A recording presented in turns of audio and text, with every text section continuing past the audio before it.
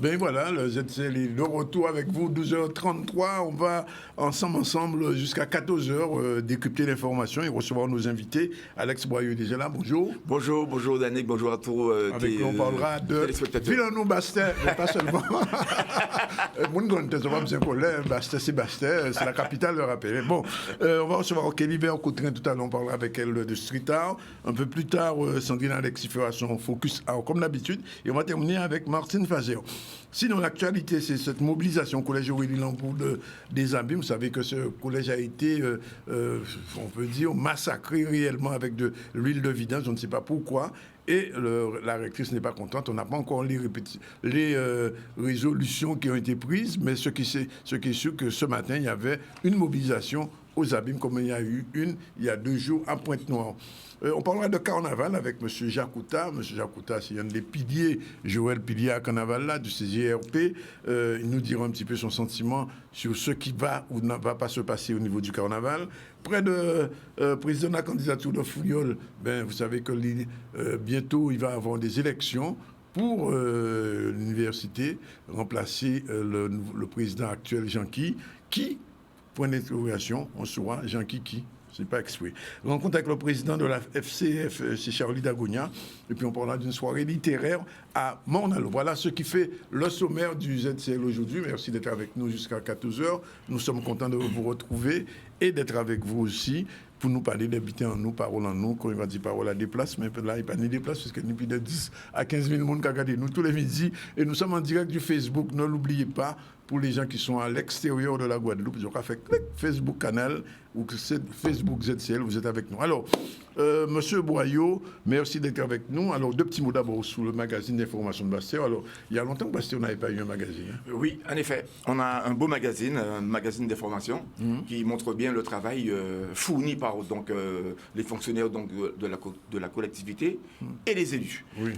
On s'est dit qu'il faut que le citoyen lambda, en tout cas singulièrement la population de Basse-Terre, sache ce qui se fait. Oui. Et il ne faut pas oublier que nous sommes arrivés aux affaires en plein Covid. Oui. On y est encore. Et malgré donc ce Covid, on arrive à faire, on a pu faire quelques actions qui sont ici, bien illustrées d'ailleurs pour ceux qui l'ont en main.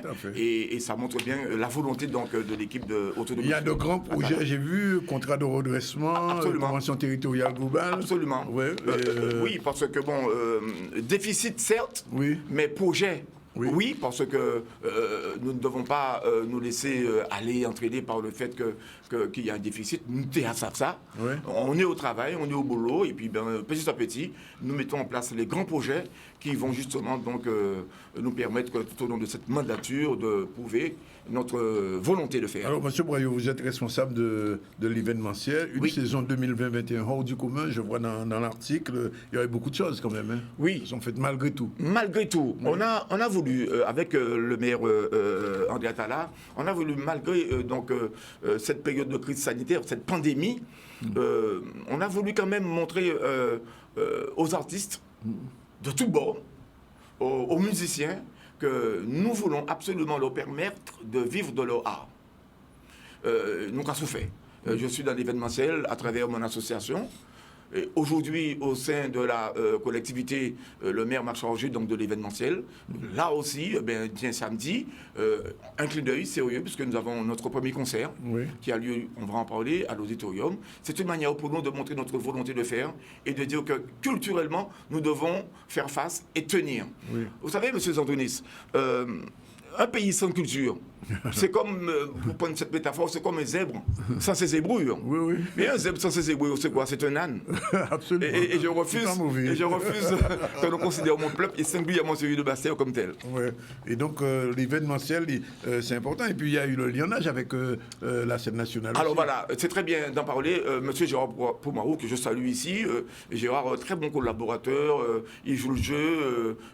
Durant les travaux de l'archipel, nous avons passé une convention avec, comment dirais-je, l'archipel pour permettre justement à Gérard de mettre en place sa programmation au sein de l'auditorium. Oui. Et ça s'est très bien passé. Et là, nous allons bientôt nous rencontrer pour nous concerter afin de ne pas se chevaucher, pour harmoniser nos programmes. Parce Absolument, que c'est nécessaire ça. Hein. c'est très important. Oui, oui. Sur le même territoire de Basse-Terre, Oui. il y a l'archipel, il y a l'auditorium, Oui. on va en parler, à qui nous voulons donner toute sa dimension et avoir une programmation comme l'archipel pour permettre aux gens de Basse-Terre et aux alentours de bien vivre culturellement leur vie. Oui, alors ça c'est une bonne chose. Alors, on va venir sur le spectacle de ce samedi Tout à fait, tout à l'heure. Mais avant, ça faut nous dire Tim aussi carnaval quand même. Oui. Alors, le carnaval à Basse-Terre, Voilà. c'est que le carnaval était confiné. Est-ce qu'il commence à se déconfiner un peu? Samedi, t'es content. Ouais, Samedi, j'étais au décattement de Voukoum. ouais. C'est une institution aujourd'hui, rappelle tout pas à mon fait. rien.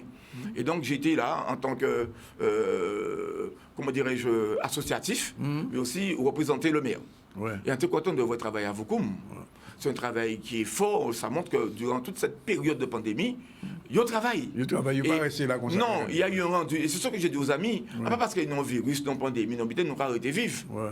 Vivons notre vie culturelle de manière à ce que là, il y a des bim parté, nous apparaît. Vous comme déjà prêt. Et Ah je oui, parle de ça, vous paraît. comme j'apparais. Ouais, ouais. Et c'était le À lancement. Kyo paraît aussi, À Kyo paraît, tout ouais. ce groupe j'apparais. Ouais, ouais. Et je demande à mes amis, donc des autres groupes, à Saint-Thé, groupe à Pau, groupe, comment dirais-je, mais on va oublier, non, on remet à Caisse-Claire, À Caisse-Claire, d'être prêt Oui. et de se préparer aussi artistiquement et culturellement. Oui. C'est ce qui se passe en ce moment. Les fédérations et comités se réunissent pour voir comment réinventer donc ce carnaval. Il va se faire différemment, Oui. avec les précautions d'usage. Oui. Nous avons rencontré pour la plupart le préfet. Ouais. Et il est question justement de déambuler dans les rues de Basse-Terre. Là déjà, le 11 et le 12 et le 14, c'est la Saint-Valentin, paraît-il, Oui. avec les commerçants de Basse-Terre. Oui. Mais on y a un agit fait avec donc, les groupes de Basse-Terre pour permettre justement aux groupes au carnaval de s'exprimer, de s'organiser dans les rues. Donc, c'est en train de se mettre en place en ce moment. Mais ça, c'est une bonne information parce que beaucoup de gens se disaient, mais est-ce qu'elle nous gagne au carnaval? Oui, oui, tout à fait. Bon, mais ça, c'est une Non, bonne c'est chose important, c'est important. pour Basse-Terre et pour vous. Et vous avez aussi un groupe. Bien sûr, je suis encore et j'y tiens. Je suis le responsable du groupe Vidim, d'ailleurs que je salue. Je salue tous mes amis de Vidim qui sont là. Nous sommes placés, très bien placés au Jardin botanique de Basse-Terre, qu'on ne présente plus. C'est un site aussi historique et qui est là. Il nous a fait du bon Tu vois travail. pas la petite soirée habituelle Le samedi gras. Oui. Absolument. Normalement, mon ami Rogers attend le feu vert pour que les discothèques, là aussi, Oui. puissent donner donc libre cours à ces comment dirais-je, manifestations donc, du samedi gras. Ouais. Donc oui, j'y tiens. Oui. Et je disais que aujourd'hui botanique, à Vidim, eh ben, nous avons justement notre atelier cas animé par Serge Dorville qu'on ne présente plus. Oui, bien sûr. Et le jeudi, nous avons un groupe acoustique, qui a fait une musique en nous. Tout ça pour maintenir cette cohésion et fait que nous là. Ouais. Et nous là, nous tranquilles, mais nous vivons tranquillement en respectant les gestes barrières, évidemment. Tout à fait. Alors, venons-en à ce concert qui aura lieu Oui. samedi. Alors, c'est un concert un peu particulier, ça. Hein. Premier concert. Les plus grands musiciens. Ah oui, c'est du lourd. Oui. Et d'ailleurs, Danick, tu es invité, tu es là. Faut là. Oui, c'est du lourd. On s'est dit, ce concert devait déjà avoir lieu le 22 novembre. Date symbolique, fête Sainte-Cécile. La crise sociale est passée par là, on l'a reporté. D'accord. Et on a pu donc voir avec des artistes, comme tu dis, qui voyagent, Les comme ailes, Jérôme et Stéphane, et leur invité, M. Raymond Winter. Oui. Il a fallu... Alors, Raymond Winter, on invite aux oreilles des terrains. Attention, Raymond Winter, c'est un loup. Ouais. Les plus jeunes, on parle de choses que les moins de 20 ans ne savent pas. Ouais. Mais Raymond Winter, c'est un monument. Ouais. Et donc, il est là. Et Tu sais qu'il avait un groupe. Absolument, les mercenaires. Les mercenaires. Mais oui, avec son frère Alain. Oui, on était tout jeune, c'est ça. Ouais. Et d'ailleurs, j'ai des amis de Pointe-à-Pitre qui viennent parce qu'il y a Raymond. Mais oui, bien sûr, Raymond, c'est parce qu'il y a Raymond. Raymond, c'est un gros morceau même. Oui, monsieur. Et donc, Raymond sera là, l'invité donc de ces trois, JJ, Jérôme, Stéphane et Jean-Michel Dezel, qu'on ne présente plus. Je crois que sur le plan live, on peut pas faire mieux. Ah non, on a tapé. Vraiment, on a tapé. On a tapé. Au niveau musique là, vraiment. Les gens m'appellent, on a un bel acoustique, on a un très beau piano justement à queue, comment dirais-je, à la mairie, qui va permettre à Jean-Michel Desdel donc de s'exprimer et de donner donc. Les Desdel sont grands aussi, alors qu'il y a un qui des grands là. Qui des grands qui là. Ah non, je vais mettre ça où même. Oui, nous sommes d'accord. Et d'ailleurs, c'est un concert qui en appelle d'autres. Qui doit Donc ça veut dire c'est l'ouverture de l'événementiel sous Bastère. C'est l'ouverture de l'événementiel sous Bastère. Il y aura une programmation que nous allons soumettre donc au maire, et n'est-ce pas, pour que l'auditorium, comme je l'ai dit précédemment, puisse en même temps que l'archipel pleinement vivre et donner aux Bastériens l'occasion de sortir, comme nous connaissons Bastère à l'époque, des jeunes du beau. Bastère, c'était quand même tenir Bastère, ou tenir cinéma d'Arbo, nous parler des Saint-Alain, ou tenir Tivoli. Alors justement, je t'ai posé aux questions là, justement, la question du cinéma, parce que Andrea, elle a été ici il y a quelques semaines, je lui posais la question. Alors, cinéma d'Arbo. Cinéma d'Arbo. Oui. Mais voilà. Il faut savoir que il y avait 2 projets. Oui, je sais. Celui donc de Valcanard, de Gobert, et du cinéma d'Arbo. Ouais. Il se trouve que le projet du cinéma d'Arbo a été retenu par la CNAS, le Centre national de la cinématographie. Parce qu'on ne peut pas nier Onville, chef-lieu, au cinéma. C'est pas pour... Donc les arguments du maire ont prévalu et le CNAS a tranché en faveur du cinéma d'Arbo. Il est question de quoi? Il est question de rénover ce cinéma. C'est une multisalle qui dit absolument, absolument. Et c'est pas le cinéma comme on l'a connu, nous sommes plus jeunes, un cinéma à Takazao. Attends, nous voyons ça, nous gagnons tout là. On va te ça là. Oui.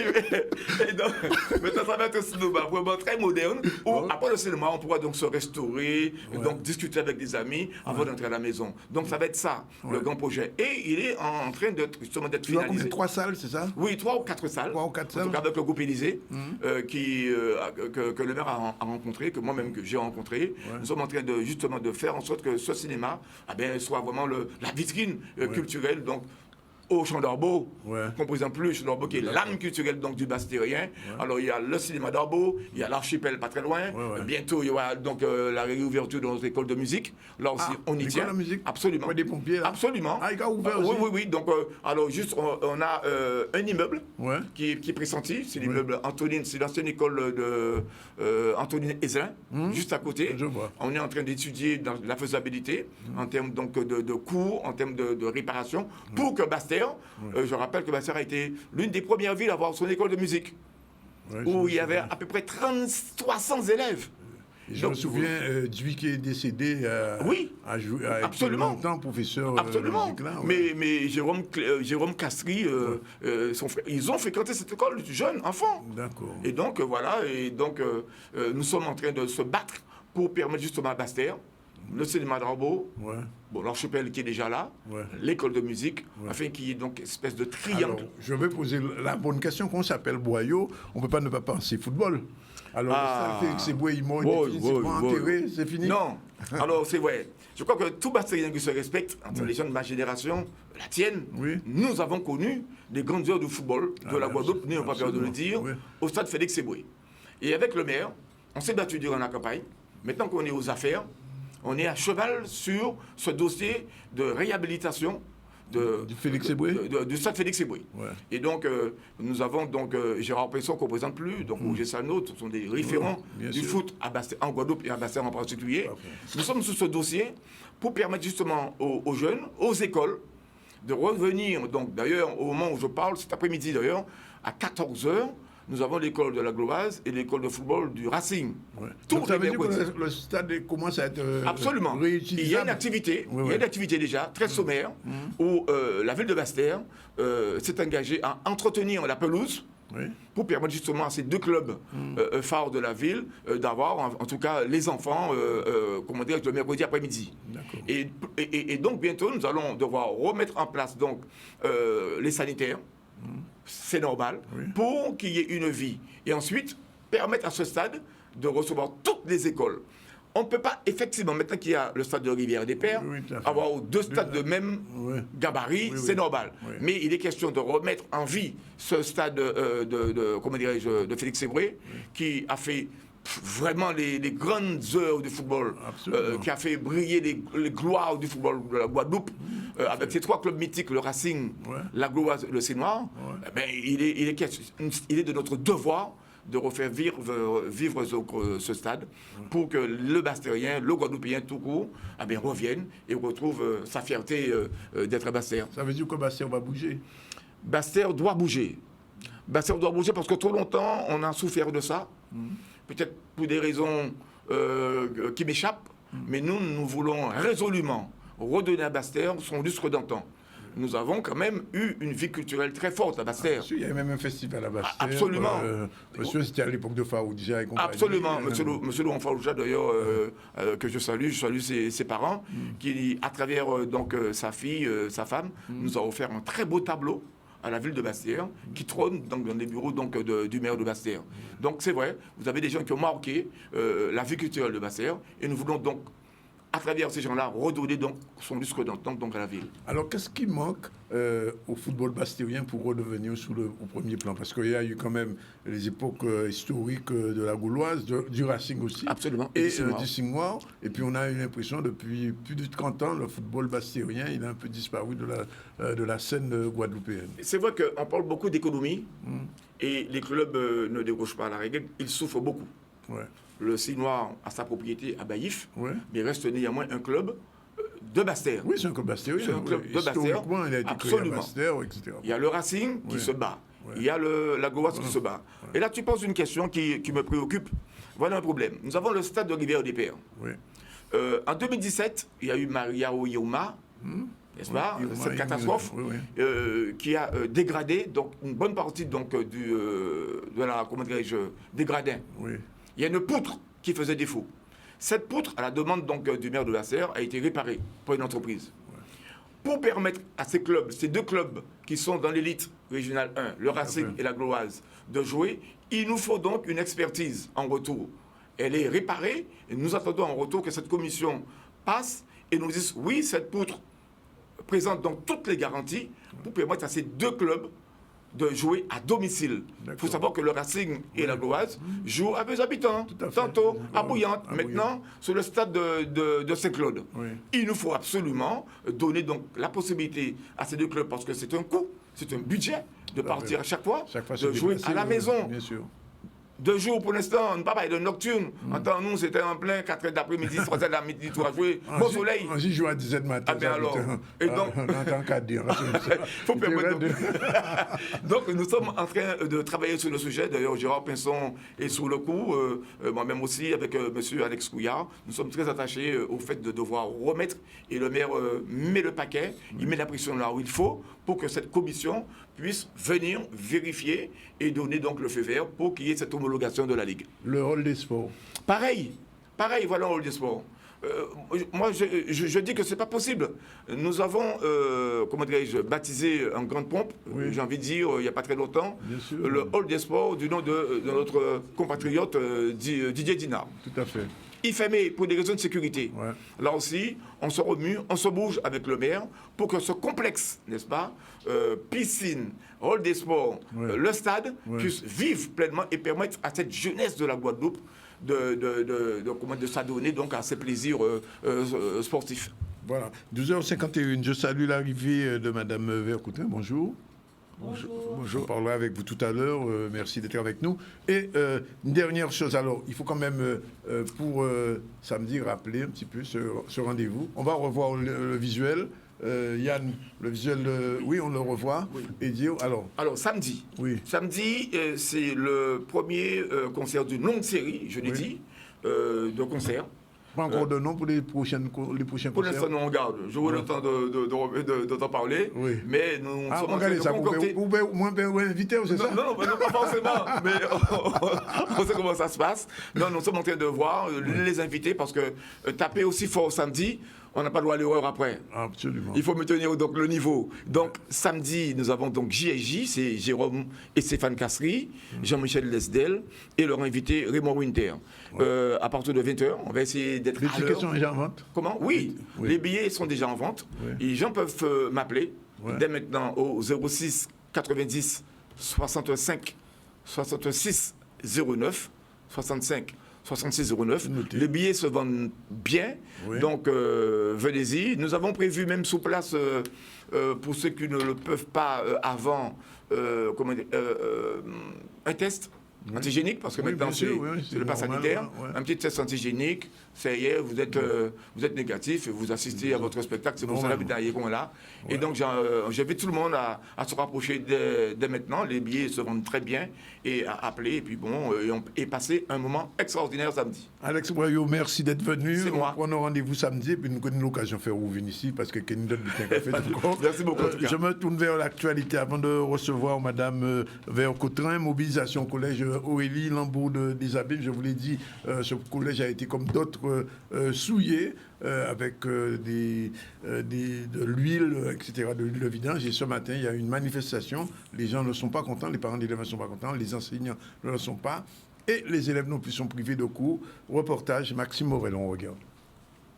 Il est important que toute la communauté éducative dans son ensemble soit réunie pour faire bloc.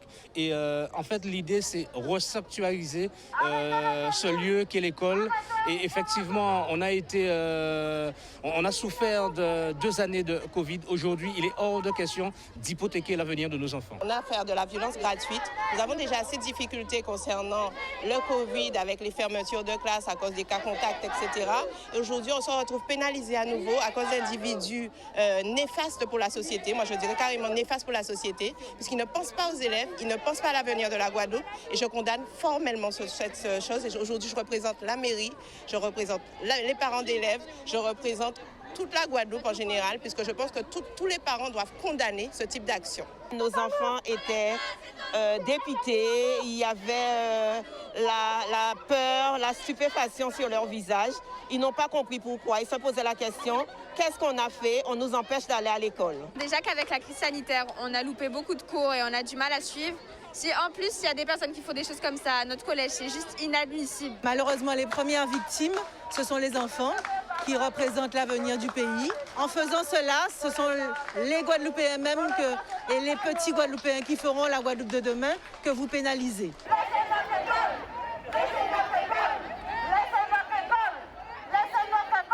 J'ai envie de dire, c'est presque devoir de venir pour défendre notre collège, parce que c'est du non-respect que de venir le dégrader de cette manière-là. C'est pas normal. C'est pas civilisé de faire ça, c'est pratiquement inhumain en fait. C'est quoi Pourquoi faut faire ça? Moi, je trouve ça criminel.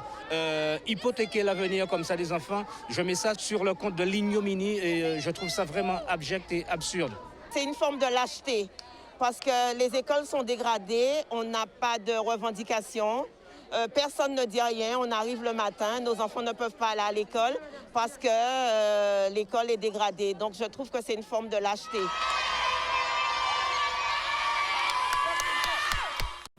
Voilà, reportage Maxime Morel. On aura l'occasion de revenir sur ce, enfin en espérant qu'il n'y aura pas d'autres dégradations. Il est 12h55, on prend la première pause. On se retrouve tout à l'heure avec notre prochaine invitée. Elle vient du CAC, Artistes en Résistance. À tout de suite. Voilà, retour sur le plateau du ZCL News. Il est 13h03 et je vous l'ai dit, on va recevoir Kelly Vercoutrin. Bonjour, madame. Merci d'être avec nous. Bonjour. Oui, et donc vous êtes parmi ces artistes en résistance, c'est ça? Je fais partie du collectif des artistes résistants. Oui. Bon, alors, vous êtes combien en fait dans ce collectif aujourd'hui? Combien d'artistes qui sont en résistance? Aujourd'hui, je pense que nous frôlons la centaine. Quand même, ouais. Voilà. Et comment se passe le quotidien de ces artistes en résistance au CAC? Alors les jours passent et ne se ressemblent pas forcément. Ça fait déjà 7 mois là, 7 ou 8 mois. Là, on va rentrer dans le 8e mois. 8e mois déjà, ça fait l'année finalement. Peut-être plus. Peut-être plus? Peut-être plus. Ouais. On a bon espoir en tout cas. Donc comment se passe le quotidien? Déjà effectivement, donc il y a ceux qui sont résidents sur place, donc il y a les résidents, je dirais presque permanents, et ceux qui passent pour soulager un petit peu. Vous êtes dans quel camp, vous? Les permanents ou les passeurs? J'ai été permanente pendant jusqu'au mois de septembre. Oui. Là, je passe. Là, je passe parce que j'ai une jeune fille, je dirais, elle n'a que 11 ans, donc qui a besoin de moi à la maison. Elle a besoin de sa maman. Voilà. Ouais. Et sinon, pendant le week-end, éventuellement, voilà, on essaie de se soulager sur les week-ends. Alors, ce week-end, justement. Alors, ce week-end, justement, donc après le merveilleux week-end dernier qu'on a eu donc avec le marché Rasta, ce week-end, nous proposons au CAC un week-end street art.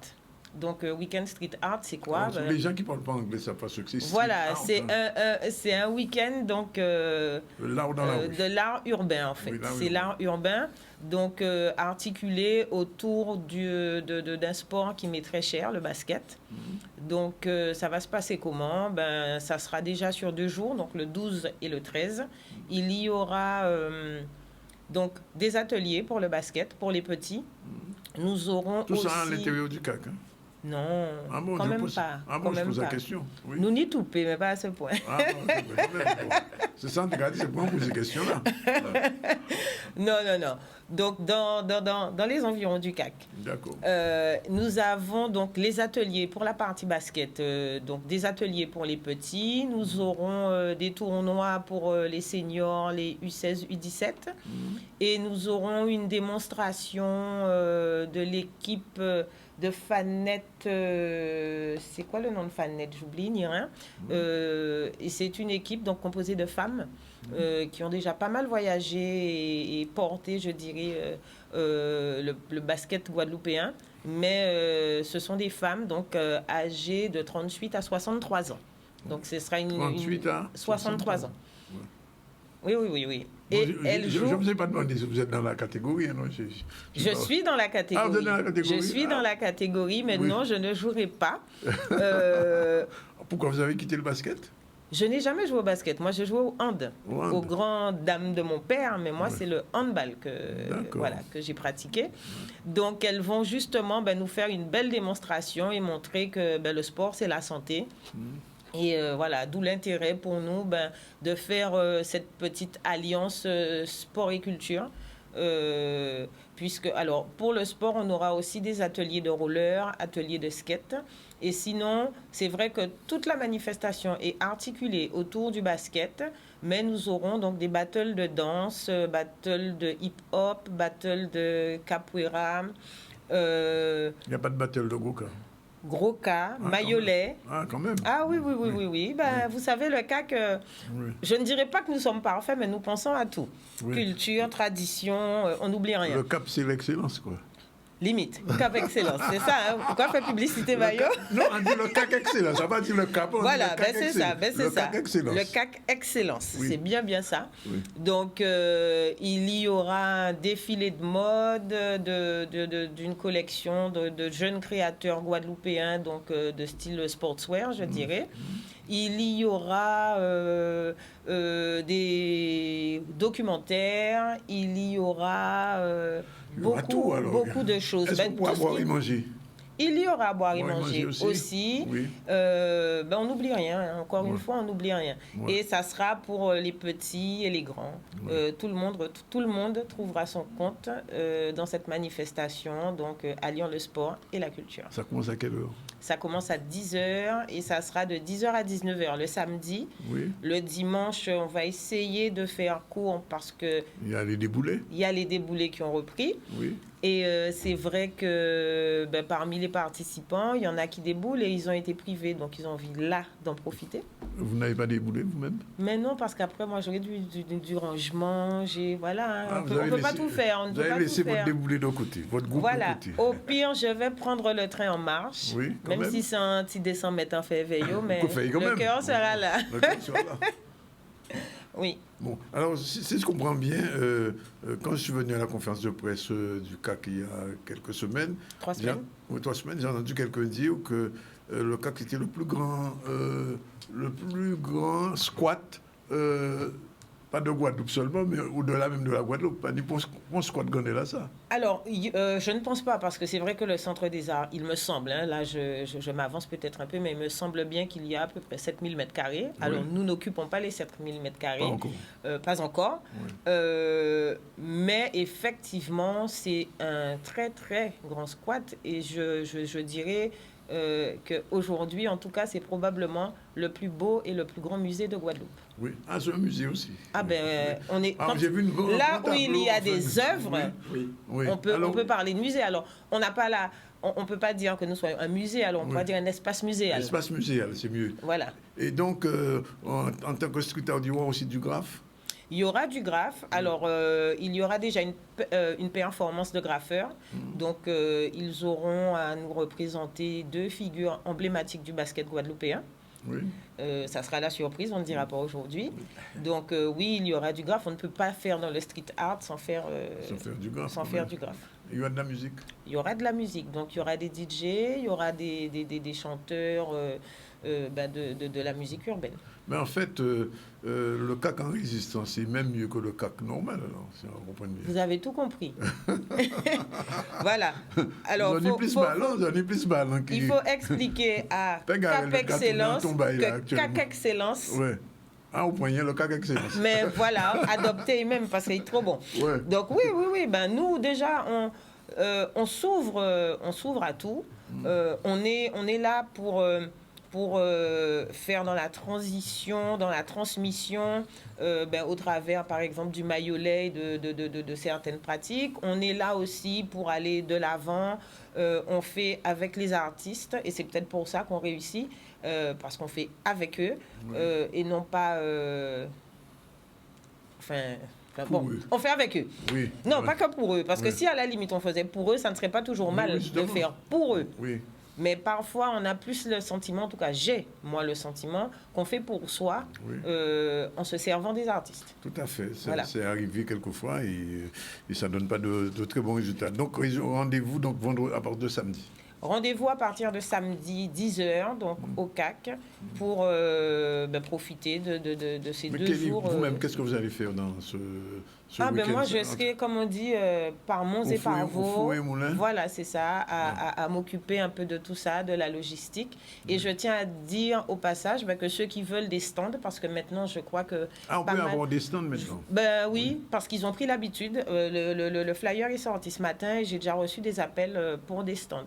Donc, je pense que c'est une petite habitude qu'il faudra... c'est que dessus, en toute façon. Oui. Mais en fait, c'était...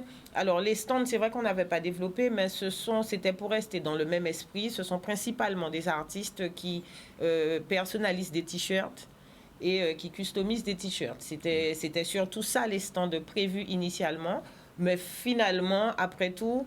le bâtiment sera quasiment libre puisqu'on sera plus en extérieur, donc on peut leur laisser très volontiers de l'espace et puis de toute façon ça attire du monde. Alors Kelly, je vais vous embêter, pour venir au CAC, il faudra un pass vaccinal ou bien un pass sanitaire? Ni sanitaire ni vaccinal. Par contre, tous ceux qui participeront au tournoi, nous aurons ce que j'ai appelé, ou peut-être qui s'appelle, je n'ai probablement rien inventé, mais un bar à test. Oui. Donc nous aurons sur place effectivement la possibilité, pour ceux qui le veulent, de se faire tester. Par contre, pour ceux qui participent au tournoi, ça sera obligatoire. D'accord. Bon, voilà. On a pris mot.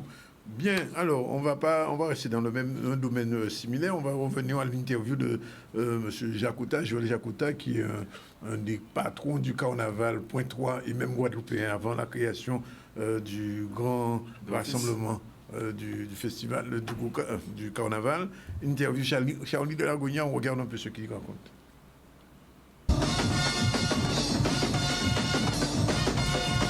Un dimanche gras, mardi gras, mercredi décembre, je ne pense pas que ça pourra avoir lieu comme par le passé, dernière édition 2020. Non, je pense qu'aujourd'hui, la tâche a été prise par la préfecture pour demander à tout un chacun de s'autogérer. Donc s'autogérer, ça veut dire que nous devons dans un premier temps, au niveau des groupes de carnaval, quels qu'ils soient, de s'autotester en priorité avant de sortir lors des défilés et des déboulés. Et surtout, demander à la population qui vient à Pointe-à-Pitre ces futurs dimanches, le 13, le 20, le 27, le 1er mardi gras et le 2 mercredi décembre, de porter le masque. Donc on essaye tant bien que mal d'organiser quelque chose. Et je dis bien, si les choses vont mieux et si la décision prise par CAP Excellence du président Jalton, et à partir de cela, avec l'État, et de se dire qu'on pourrait éventuellement avoir un périmètre de sécurité fait sur Pointe-à-Pitre dès dimanche 13, le 20, le 27, le 1er et le 2 mars.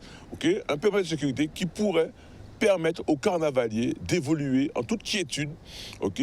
Mais, comme je dis, hein, les groupes se font tester dans leurs locaux et le public qui viendra à Pointe-à-Pitre ces jours-là, surtout, nous vous demandons de porter le masque. Nous, au niveau du groupement, nous avons une petite organisation que nous mettons en place entre le 21 et le 27. Ça va s'appeler le MAS Espoval. Donc, ce sera une exposition de costumes de groupe. Hein. Tout ça se passera au pavillon de la ville. Donc, nous aurons des costumes, nous aurons des images, des photos, des vidéos, surtout des groupes de carnaval pour cette exposition qui va avoir lieu au pavillon de la ville entre le 21 et le 27. Et à partir du jeudi ou du vendredi soir, nous ferons un panorama musique sur le kiosque de la ville de Pointe-à-Pitre, la place de la Victoire, le kiosque. Et là, nous pourrons voir aussi quelques groupes de la région pointoise performer, jouer pendant une demi-heure, 3/4 d'heure sur la place de la Victoire. Donc, c'est la seule organisation mise sur pied par le groupement en partenariat avec Cap Excellence, la ville de Pointe-à-Pitre et quelques partenaires privés là-dessus. Donc, voilà un petit peu ce qui nous attend au niveau du groupement sur la ville de Pointe-à-Pitre et avec aussi, hein, comme je dis. Voilà, espérons que cet après-midi, lors de la conférence de presse hebdomadaire du préfet et de l'ARS, qu'il n'y aura pas de changement. Un petit commentaire sur tout ce qu'on a entendu, Kelly? Ben moi, je suis ravie. Moi, je fais ensemble on amasse. Hein, donc, oui. Moi, je suis ravie de voir ça, d'entendre ça. Ce qui me surprend quelque peu, c'est que qu'il ait fallu qu'on en soit là oui. pour qu'il propose ça. Oui. D'après moi, ça fait longtemps qu'il a proposé ça et porté mon nef plus souvent. Ouais. Parce que c'est vrai que, faut le dire, hein, notre carnaval, et je parle vraiment carnaval, masse, tout mélangé, il n'est peut-être pas le... Alors, pour moi, il est le plus beau. Et je ne le dis pas par chauvinisme, il est le plus beau parce qu'il est le plus riche, le plus varié, et qu'il, malheureusement pour nous, il tombe en saison touristique. Donc, on ne peut pas dire s'il rapporte ou s'il ne rapporte pas. Mais ça serait l'occasion. En tout cas, il y a des touristes qui viennent ces jours-ci pour le carnaval. Hein. Eh bien, voilà. Donc maintenant, c'est pour ça que Préfet Mouli aussi, parce qu'il y a besoin... Oui, mais de toute façon, il n'y a pas Jean Camoli pour nous. C'est toujours pour les autres. Pour les autres. Et après, nous qui trinqués. Mais ce n'est pas grave. Là, en tout cas, je pense que même si, au risque de me tromper, que même s'il essayait de freiner, il aurait du mal là. Ouais. En tout cas, 13h17, on passe à Fouillol. Pourquoi on parle de l'université? C'est parce que les élections ont lieu lundi prochain, remplacer M. Janqui. Et je dis, qui après Janqui? Ben, la question se pose. Reportage Stanley Manicor, on regarde un peu ces candidats qui se présentent et peut-être qu'on aura l'occasion de recevoir ici les deux têtes de liste concurrents, puisqu'on a Mme Oumana d'un côté et notre groupe avec M. Geoffroy. Nous que la parole, enfin, on est en train de gérer ça. Reportage, je disais, Stanley Manicor. Je pense que tous les présidents de l'université qui sont passés ont contribué au développement de cette université, avec leurs forces et également leurs faiblesses. Et il faut être en capacité d'identifier ces faiblesses parce que l'identification de ces faiblesses va nous permettre d'avancer. Et je pense qu'il y a eu des faiblesses malheureusement dans cette gouvernance, notamment dans tout ce qui a été l'écoute. Et ça, c'est fondamental. On ne peut pas être des universitaires et ne pas accepter la critique. C'est ce qu'on apprend à nos étudiants. On apprend à avoir le sens critique. On veut changer ce mode de gouvernance-là pour justement permettre à toute la communauté universitaire, les étudiants, parce qu'eux, ils sont fondamentaux pour l'université, mais tout le personnel administratif, technique et tous les enseignants et tous les chercheurs, de s'approprier le projet. Ce n'est pas un projet que nous faisons nous pour nous, mais c'est un projet que nous co-construisons avec toute la communauté. Et ce qui est fondamental, on est une université particulière qui a deux pôles. On a une loi particulière pour notre université. Et si on ne prend pas en compte cette réalité, je pense qu'on met en place une mauvaise gouvernance. Deux vice-présidentes, là, donc c'est Dominique Rogers, qui est enseignant-chercheur en histoire en Martinique, et Laurence Romana, qui est enseignant-chercheur en physique. Alors, c'est des gens qui ont leur territoire chevillé au corps. Une gouvernance facilitée, une gouvernance où on prend en compte le développement territorial du pôle, parce que la réalité de la gouvernance de la région Martinique n'est pas la même que la réalité de la gouvernance de la région Guadeloupe. Donc, je pense que chaque territoire a ses spécificités et de prendre en compte de façon intelligente les réalités de nos deux territoires va nous permettre d'aller ensemble plus fort, plus loin. De ce que nous avons proposé, et je pense que beaucoup de personnes ont adhéré. Après, est-ce que les administrateurs vont adhérer à notre choix? Ça, c'est une autre paire de manches. Le problème, c'est qu'on est dans un fonctionnement pyramidal où on élit d'abord des administrateurs et après les administrateurs vont élire le président.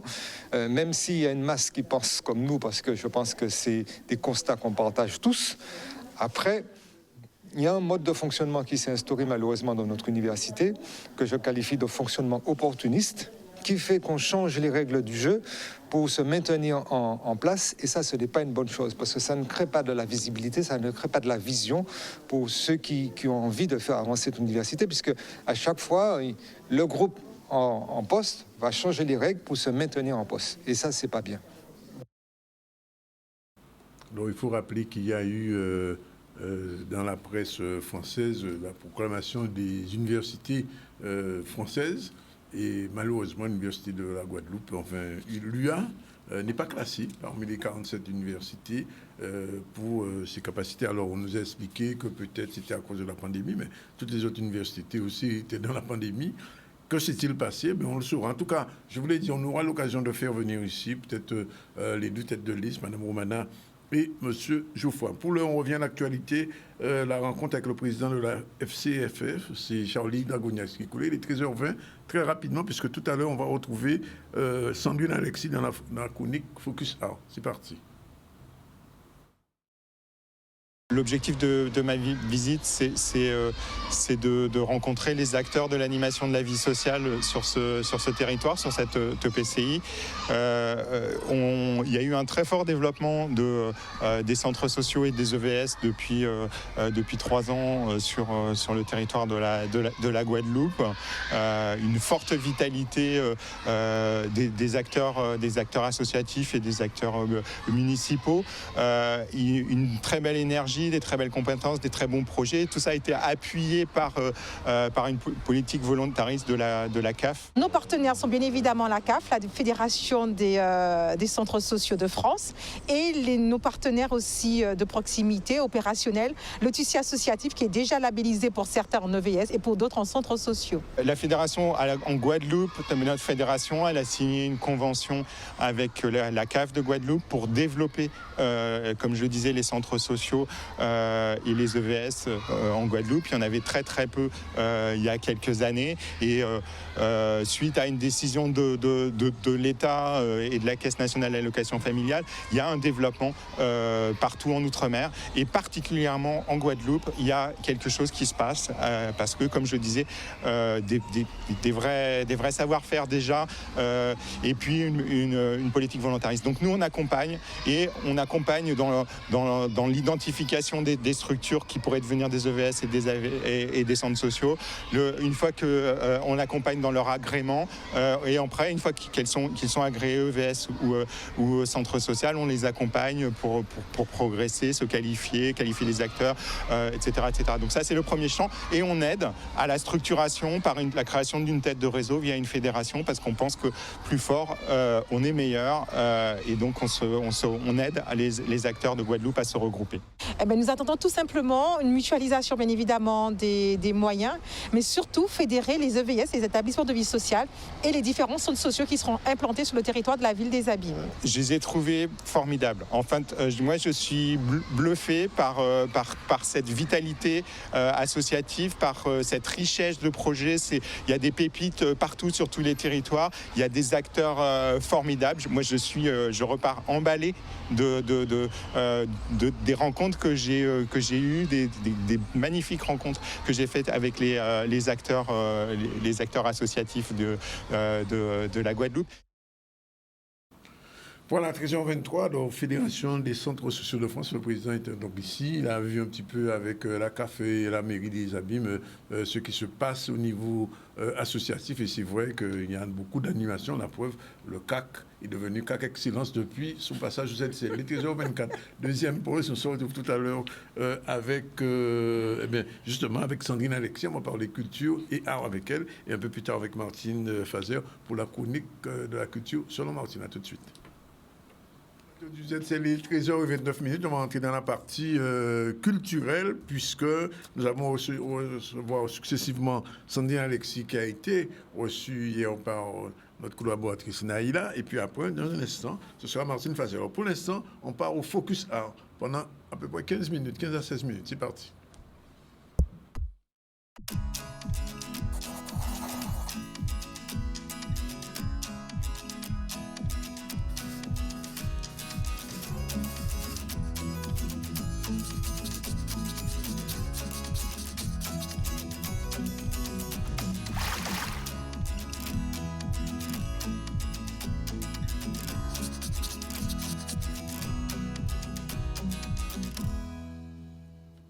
Bonjour, comme chaque mercredi, on retrouve notre Focus Art avec Sandrine.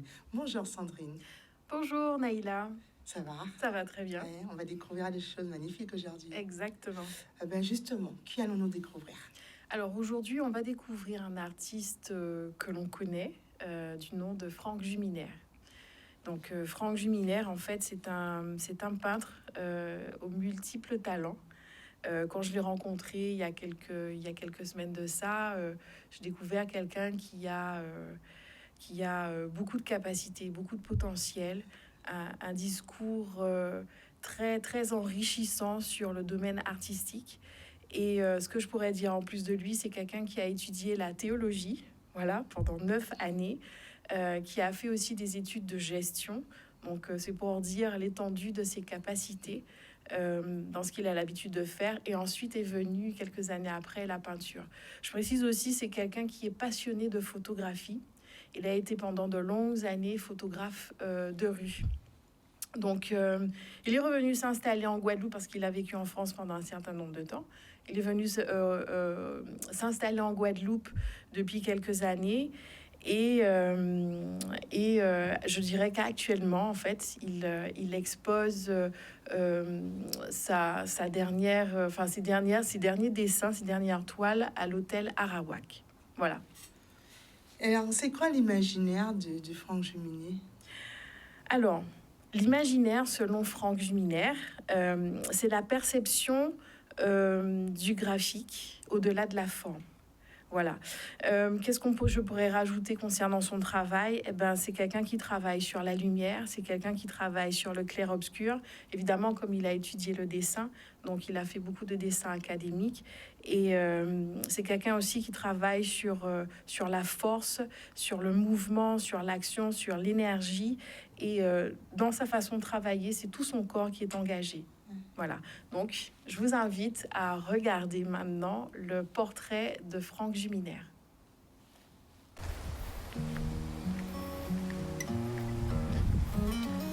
Bonjour, Franck Juminaire. Je suis né ici en Guadeloupe. J'ai été étudiant à Bainbridge. Je suis parti après faire des études à Paris. Je suis resté 26 ans là-bas. J'ai travaillé dans diverses domaines parce que j'ai diverses formations, notamment de gestion, de théologie, et aussi j'ai un diplôme d'État de moniteur éducateur. J'étais étudiant, je faisais des croquis comme ça, et un jour j'ai fait un croquis que j'ai accroché chez moi. Et quelqu'un est rentré, un ami, il m'a dit « ça je le veux ». Je lui ai dit « oui, pourquoi pas, je te le vends ». Et comme j'ai vu ce que je faisais plaisait à des gens, je me suis dit il faut que je me mette de façon plus assidue à peindre. Cette formation éclectique, à la fois peinture, théologie, gestion, m'a amené à m'interroger sur beaucoup de choses. Je questionne à la fois moi-même sur le fonctionnement de ce monde. Mais je regarde au-delà, c'est-à-dire je fouille, j'aimerais savoir quelles sont les forces qui agissent, avec lesquelles j'interagis, et les mettre en présence sur ma peinture. C'est-à-dire les éléments, la lumière, les forces cosmiques, les énergies qui nous traversent, avec lesquelles on interagit et qui nous constituent. Les rapports de force politiques, par exemple, la forme de la main, qui symbolise l'impact l'impact de l'homme sur l'environnement et sur la personne, le sujet. Comment nous, individus, nous sommes un champ de bataille. C'est-à-dire, il y a des forces qui nous gouvernent et qui quelquefois nous dépassent. Il y a des forces invisibles, il y a des forces qu'on voit avec lesquelles on interagit au quotidien. Ce sont les forces sociales, les forces politiques.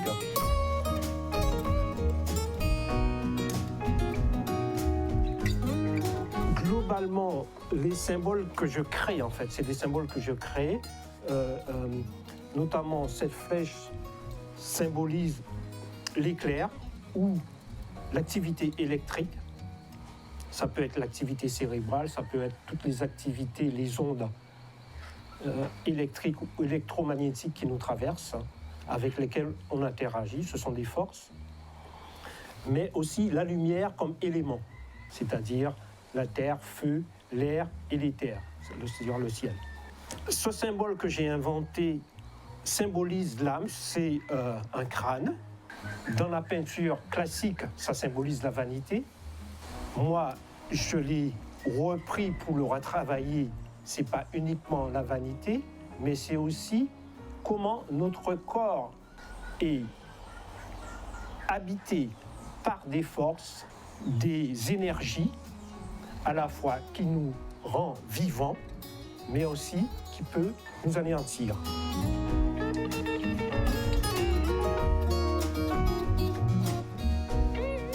C'est un travail très physique.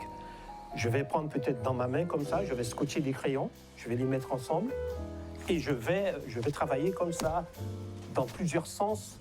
C'est vraiment le travail d'action pour montrer l'énergie avant tout et pas la forme. C'est-à-dire dépasser la forme pour aller derrière la forme. Qu'est-ce qu'il y a? Derrière notre forme corporelle, il y a de l'action, il y a de l'énergie, il y a des choses qui nous transcendent. Lui, il se regarde, il se dit, mais de quoi suis-je le sujet? Qu'est-ce qui se passe?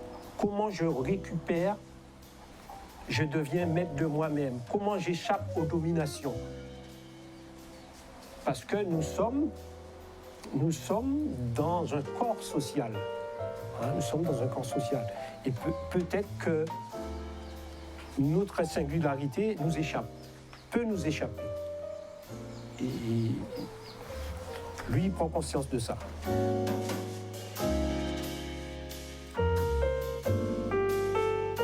C'est à la fois un travail sur le crâne, sur la couleur et sur la vanité, mais aussi c'est aussi un hommage à Cornelius Castoriadis, qui est quelqu'un que j'apprécie beaucoup.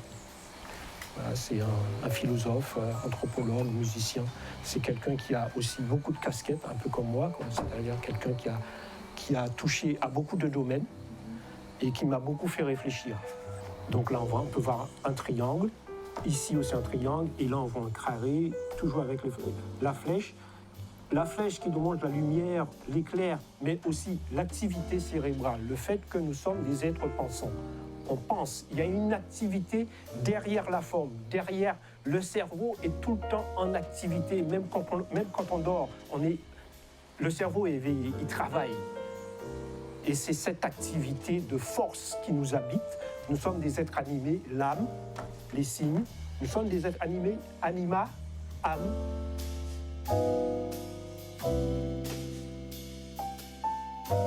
C'est de l'amusement avec la couleur, la lumière. C'est-à-dire, je vais faire des effets d'ombre et de lumière. Mais je vais m'amuser et je vais prendre du plaisir. Je vais me réjouir de cette lumière avec laquelle je joue. Je suis encerclé peut-être d'ombre, mais il reste toujours cette lumière qui nous habite, qui nous éclaire, qui nous permet de cheminer, même quand on est dans les ténèbres, on peut avoir cette lumière intérieure ou une lumière extérieure de la lune ou je ne sais pas quoi, ou une lampe torche, mais c'est nécessaire. C'est nécessaire. Nous sommes des êtres constamment en recherche de clarté, de sens, de tout ce qui peut nous aider à mieux voir. voir pas seulement avec les yeux, mais voir aussi avec nos pensées, avec l'intellect, avec les moyens qu'on peut. Donc ça part d'une période où je suis resté 42 jours dans la forêt. À faire du canyoning, à camper à droite et à gauche. C'est quelque chose où, ça c'est un peu, d'où la couleur, beaucoup de vert, de marron, de jaune. Hein.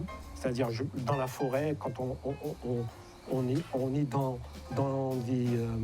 dans la forêt dense, la forêt tropicale, il y a beaucoup d'arbres, la lumière pénètre à travers des petites interstices entre les arbres, on peut voir un peu de lumière par-ci, par-là, d'où ça. C'est toujours ce travail sur la lumière comme élément qui nous permet d'espérer, de voir où on va. Une œuvre complètement abstraite où il n'y a pas de symbole. Hein, il n'y a aucun symbole. Il n'y a que de la couleur et de la lumière, de l'ombre et du clair-obscur. C'est ma façon de dire que je suis avant tout un artiste abstrait, même si j'arrive toujours pas à me démarquer totalement de la forme et de la figure. Donc ça, c'est mon nouveau cycle que j'ai nommé Comparer l'incomparable, tiré d'un livre de Marcel Détienne. Je mets en exergue tout ce qui est derrière mon travail, c'est-à-dire toute la pensée qui nourrit mon travail, notamment Glissant, Marcel Détienne, Comparer l'incomparable, Nietzsche, Ainsi parlait Zarathustra. En fait, tous ces intellectuels, ces personnages m'ont inspiré, c'est-à-dire m'ont construit sur le plan idéologique. Parce qu'ils ont répondu à des questionnements à la fois existentiels ou des questionnements philosophiques, des questionnements sur la société, sur comment fonctionne la société. Glissant est un homme qui a inventé des concepts. Le concept tout-mondien, le tout-monde, et il a fait ressortir le fait que le premier espace de mondialité qui a été construit aux Antilles. Nous sommes un peuple relié à des imaginaires multiples. Et c'est ce qui nous caractérise. C'est pour ça que l'Antillien, il peut s'adapter facilement un peu partout. Donc ce peuple a une capacité de survie et une capacité de créativité et d'imaginaire incroyable.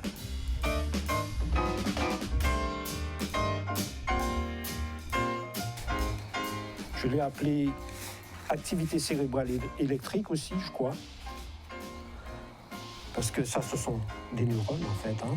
J'ai toujours mes flèches, c'est-à-dire qui symbolent la lumière et les ondes électromagnétiques, c'est-à-dire c'est toujours les photons. Cette activité cérébrale qui est comparée justement à l'activité astronomique. L'abstraction poétique, donc ça c'est une œuvre complètement abstraite. C'est une composition, je l'ai appelée composition numéro, je ne sais plus, peut-être 16, F. F pour firmament. C'est toujours le rapport avec le cosmos, l'infini. C'est-à-dire ça s'élargit et ça se concentre dans un point indéfini. L'art, c'est quelque chose qui a une dimension et une potentialité infinie. Il n'y a pas de règles réellement, surtout en matière d'art contemporain. Il n'y a pas de credo, à part d'être authentique et vivant, c'est-à-dire amener une vitalité, amener une possibilité de monde par l'âme abstrait et qui ne fait pas référence à quelque chose qui est présent dans le monde. Je parle du monde social, des figures du monde social. On dit quelque chose d'autre est possible. Une organisation différente est possible. Et la peinture est marginale en art contemporain par rapport aux installations vidéo, performances ou l'art conceptuel. Vraiment, la peinture est devenue marginale par rapport à toutes ces expressions en matière d'art contemporain. Ce qui veut dire que la vitalité essaie de sortir du cadre habituel. C'est-à-dire, on ne peut pas l'enfermer. La vie surgit là, à l'instant.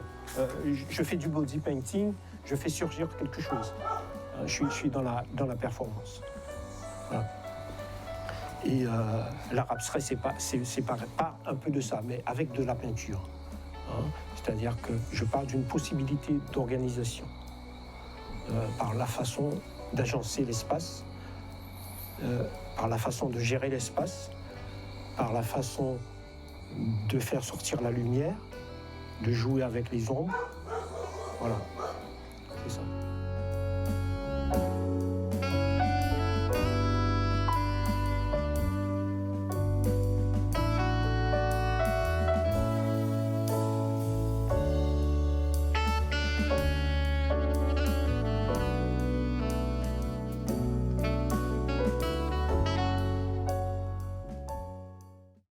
Alors après cette vidéo, très très enrichissant, effectivement, on découvre vraiment qui est l'homme, quelle est cette passion qu'il a à travers son art. Ces expositions, on peut le retrouver où?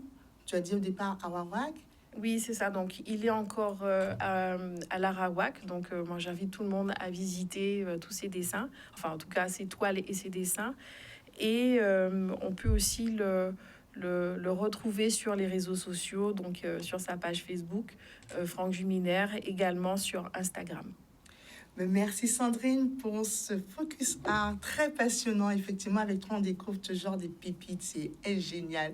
Donc, vous étiez dans le focus art de Franck Juminaire avec Sandrine.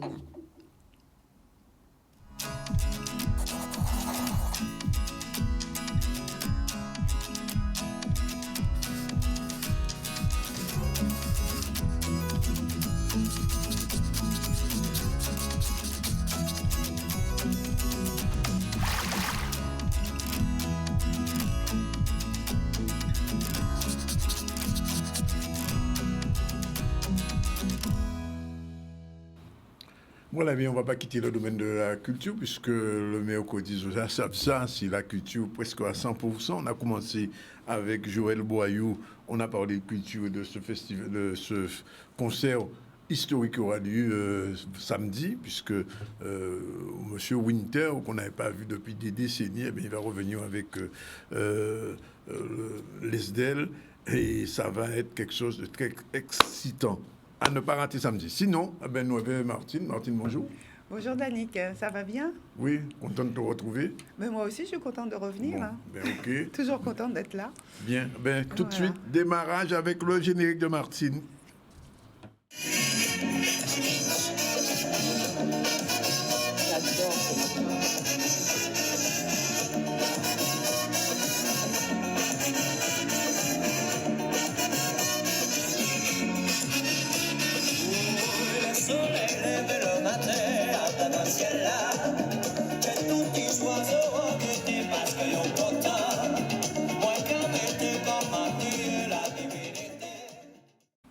Alors, quoi de bon cette semaine? Oui, bah écoute, salut Danick, salut aux auditeurs, aux téléspectateurs, aux fan clubs. J'espère que tout le monde va bien, que vous êtes en santé, que vous prenez soin de vous et que vous prenez soin de vos proches aussi, c'est-à-dire se voir, se rendre visite, se parler, reprendre ce qui est à nous.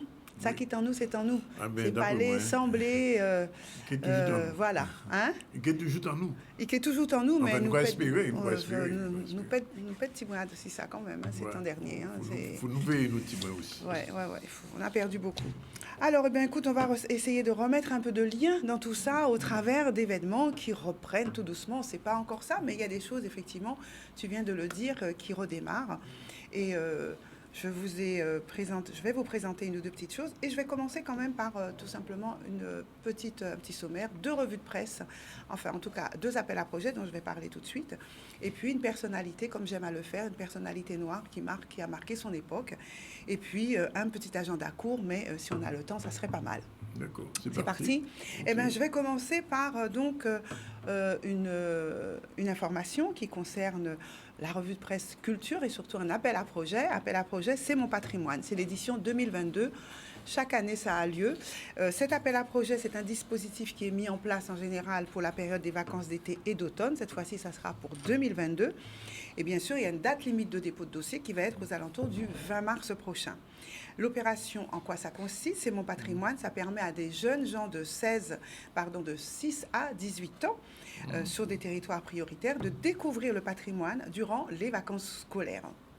Donc cette édition va couvrir quand même beaucoup de choses, Annick, puisqu'il s'agira de diversité des territoires, les diversités urbaines également, périphériques, ruraux, et ça va toucher des publics qui sont très diversifiés. L'idée étant de prendre en compte la diversité, la pluralité de nos territoires, avec leurs spécificités bien sûr, par exemple des ensembles urbains, par exemple des patrimoines immatériels, patrimoine immatériel, rural, de proximité, des friches industrielles par exemple. Donc tout ça, ça fait partie donc de ce patrimoine que nous avons au niveau donc de nos territoires. Et donc ces patrimoines, donc avec des pratiques culturelles qui peuvent se mettre en place et artistiques. Exemple des balades, donc avec tous ces jeunes, on peut créer des choses pour aller mettre en place la découverte de ce patrimoine diversifié au travers de balades urbaines, au travers de reportages, photos, vidéos, tous les supports, radio par exemple, utilisation de jeux vidéo, tous ces supports-là sont bons pour découvrir ou faire découvrir ces patrimoines à des plus jeunes au travers de projets qui peuvent être listés et donc faire partie de ce projet. En quoi ça contribue également, ce projet? C'est participer à l'émancipation des jeunes par les arts, par la culture, et ça repose sur 3 piliers, dirons-nous. C'est la rencontre avec des artistes, la rencontre avec des œuvres, la connaissance des arts et, on va dire, la pratique artistique et l'appropriation de tout cela. Donc, cette opération donc, a vocation à s'inscrire dans des projets qui sont des projets de territoire au travers de contrats. Et on n'est pas encore sur le concours d'art, mais on y arrive. Et ce sont des conventions qui vont être passées avec les territoires. Donc, je rappelle que cette édition, voilà, elle est lancée. Les délais donc, pour déposer un dossier de candidature et avoir toutes les informations pour pouvoir s'inscrire et participer à ce projet de C'est mon patrimoine, eh bien, c'est maintenant qu'il faut y participer. Vous avez jusqu'au 20 mars pour pouvoir déposer votre projet. Et je vous propose d'aller bien sûr à la fois sur le site de la DAC Guadeloupe, ministère de la Culture France, si vous le préférez, et puis sur la DAC, la direction donc, de l'économie, de l'emploi, du travail et des solidarités, est un ministère qui participe également en binôme avec la DAC à ce projet. Donc, à vos computers, allez vite vous renseigner pour pouvoir éventuellement adhérer à ce projet et le mettre en place pour des jeunes de 6 à 18 ans.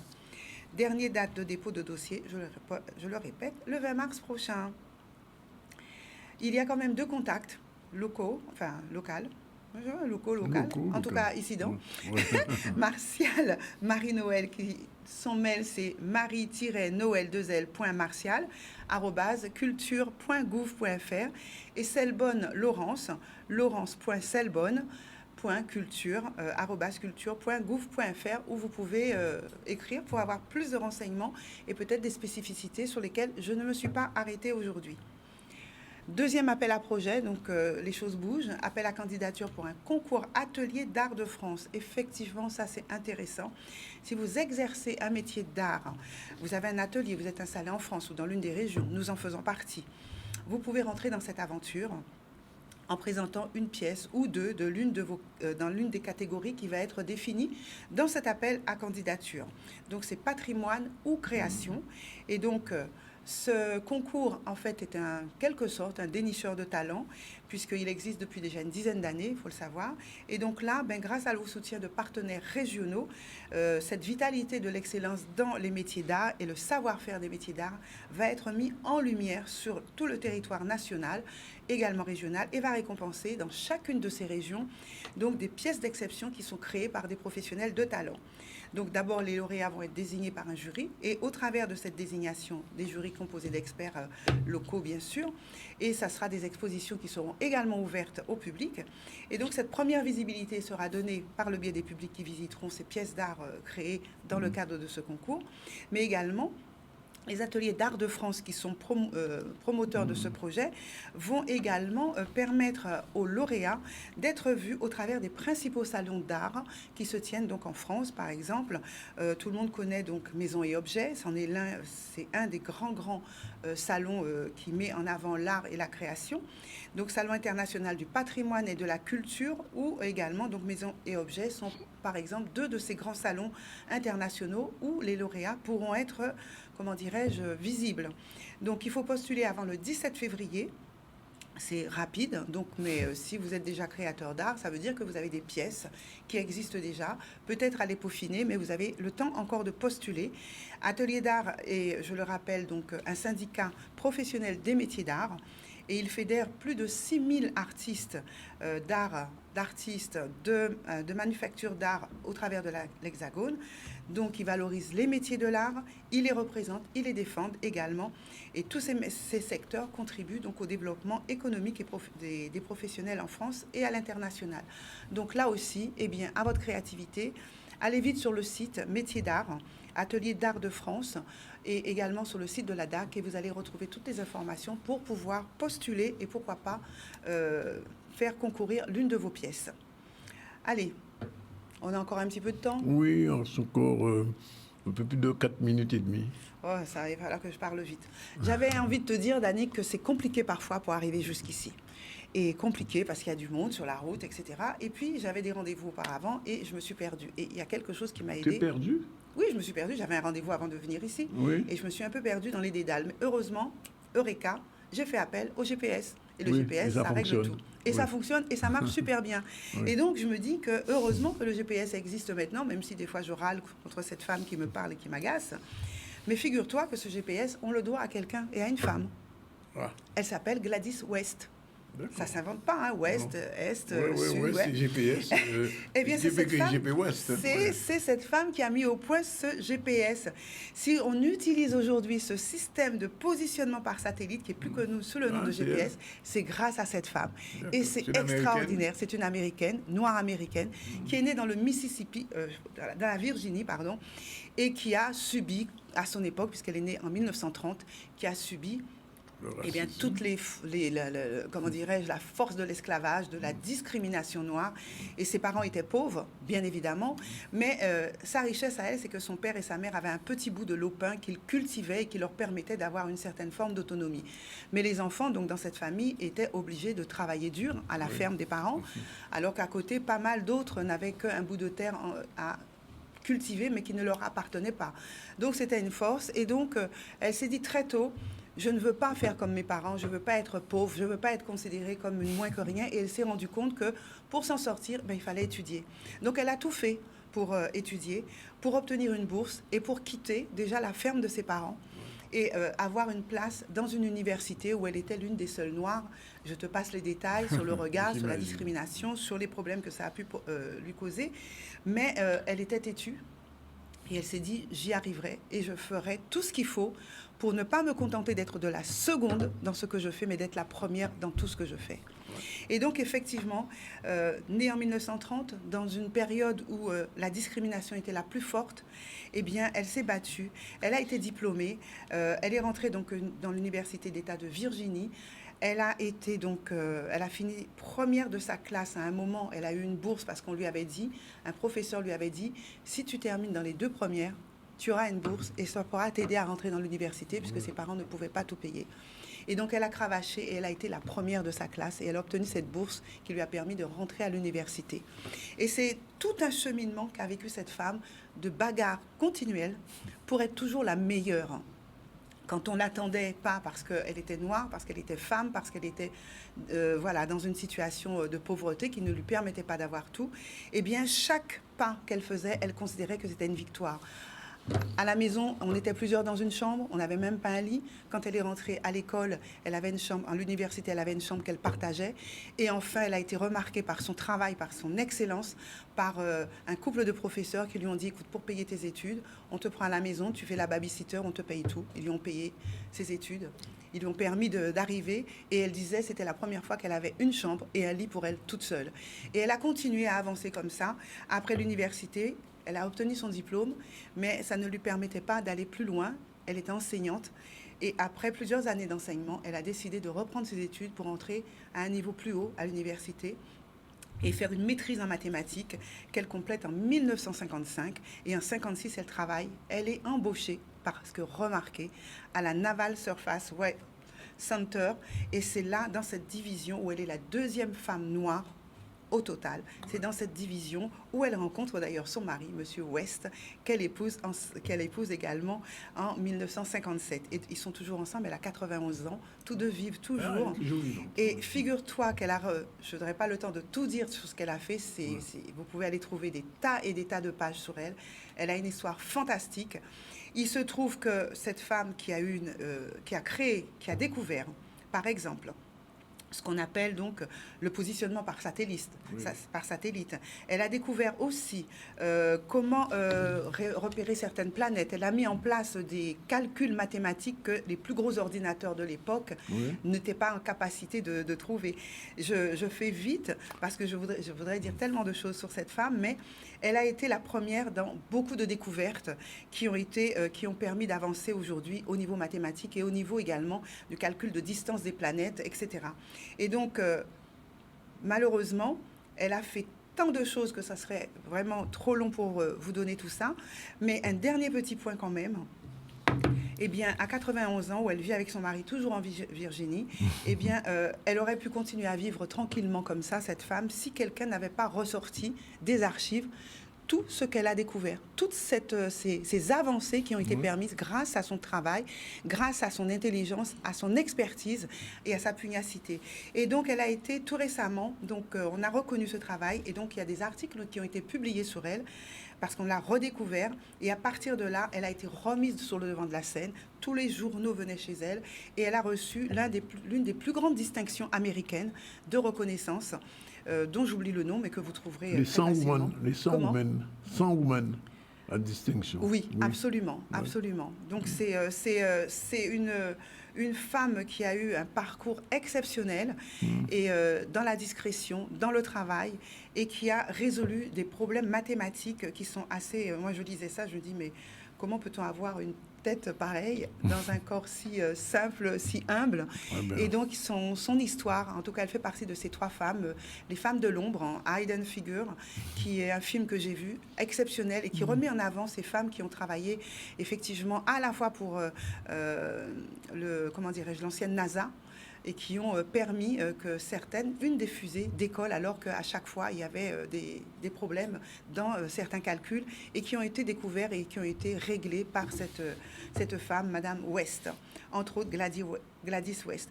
Je n'ai pas tout dit sur elle et je suis certaine qu'on ne m'en voudra pas, mais je vous demande d'être curieux, d'aller voir l'histoire de cette femme qui est remarquable.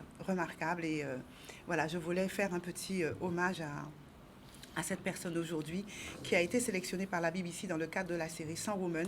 Et effectivement, elle est reconnue comme l'une des femmes les plus, comment je pourrais dire, les plus marquantes de son siècle aux États-Unis.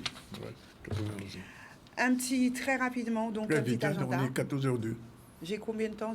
15 secondes. 15 secondes. Oui. Je vais parler que d'une seule chose, du Festival du Graffiti, 10e édition off, qui se tient ce week-end, donc vendredi et samedi, à Anse-Bertrand, en partenariat avec le Parc national et sur un thème qui est la biodiversité au travers de ce qu'on appelle les journées mondiales des zones humides. Donc les graffeurs vont travailler là-dessus.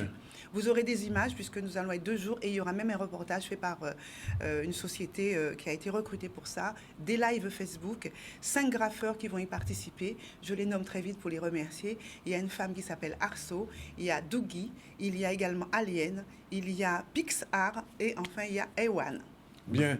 14h03, on a terminé, Martine. Je rappelle très rapidement qu'on a reçu en début de ZCL M. Alex Boyau, pour parler un petit peu de la ville de Basse-Terre. Il y a le journal qui est sorti, le magazine d'information municipale, c'est le premier numéro pour l'édition de 2022 et qui surtout donne rendez-vous ce week-end à Basse-Terre où il y aura un festival, il y aura un mouvement musical très important avec sous le retour de M. Winter et puis jeudi avec Jean-Michel Lesdel et d'autres musiciens. Ce sera à l'auditorium de Basse-Terre, à ne pas rater. L'entrée c'est 20 € et il nous a dit si vous voulez vous inscrire c'est le 65 66 09 par Restons l'eau place. Bien. Wow. On a reçu aussi Kelly Vercotrin qui est responsable de l'organisation du week-end Street Art. Ça se fait au CAC. Alors le CAC depuis aujourd'hui s'appelle CAC Excellence. Wow, c'est moi, là. Hein. Bon, bref. Sandrine Alexis, la chronique Focus Art avec Juminaire qui est encore un artiste qui expose encore à la Wawak, et puis Martine qui a fait un focus important sur Gladys West. Le deuxième nom, c'est Gladys Brown, qui a 91 ans, et qui c'est la dame qui a inventé le GPS qui a permis à Martine de se retrouver les capèdes en chemin. Sinon, au niveau de l'actualité, la mobilisation, Collège Aurélie Lambourne, on a vu la mobilisation des élèves qui ne sont pas contents parce que le collège a été dégradé et c'est la 9e fois que ça arrive ces temps-ci. Donc on demande aux gens, les dégradeurs, laissez ce team-là tranquille, l'école c'est pour y faire l'école, pas pour y nettoyer l'huile à terre là toute la journée. Interview de Joël Jacouta sur le carnaval de Pointe-à-Pitre. Ce que ça va être cette année, bon, c'est un carnaval, qu'est-ce qu'un carnaval? On ne va pas insister là-dessus. Il y a des choses qui vont se faire, mais ça... Ce ne sera pas comme les autres années. Et puis à Fouillol, Jean-Qui a pris Jean-Qui? Bien, il y a 2 listes en concurrence. On a vu M. Hunel, on verra peut-être probablement ici la semaine prochaine, ou peut-être vendredi, je pense, ou demain ou vendredi, Mme Romana, qui elle aussi se présente à la présidence de l'université. Voilà, c'est fini pour aujourd'hui. Rendez-vous demain à partir de 12h30 en direct du ZCL, en direct de Canal 10, de C10 FM et aussi de Rachid, nos partenaires. On vous dit merci et puis restez avec nous. Et si vous avez tout raté, vous avez tort, mais enfin il y a encore le replay sur le Facebook Live de Canal 10 et du ZCL. Voilà, c'est fini. Salut Martine. Salut Danick. Et à mercredi prochain. À la semaine prochaine.